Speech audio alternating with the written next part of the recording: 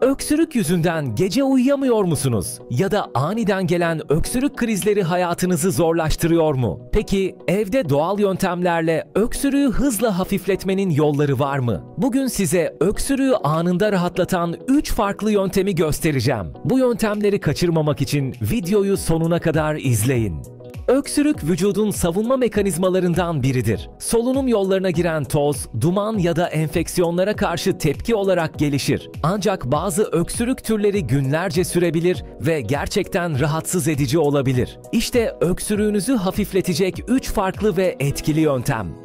Karabiber ve bal karışımı. Karabiber, balgam söktürücü ve antibakteriyel özellikleriyle öksürüğü doğal yollarla hafifletmeye yardımcı olur. Bir çay kaşığı taze çekilmiş karabiberi bir tatlı kaşığı bal ile karıştırın. Günde 2-3 kez tüketin. Bu karışım özellikle balgamlı öksürük için birebirdir.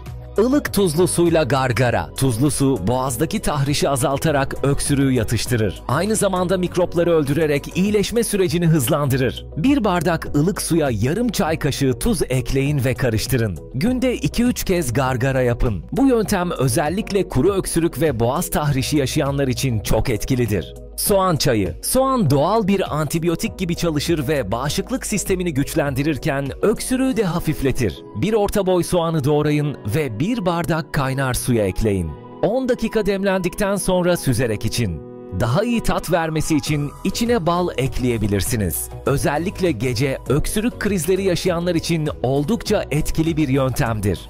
Eğer öksürüğünüz 2 haftadan uzun sürüyorsa, nefes darlığı yaşıyorsanız veya balgamda kan varsa mutlaka bir doktora danışmalısınız. Bu yöntemleri denediniz mi? Hangisi sizde daha etkili oldu? Yorumlara yazın. Daha fazla sağlık önerisi için kanala abone olmayı ve videoyu beğenmeyi unutmayın.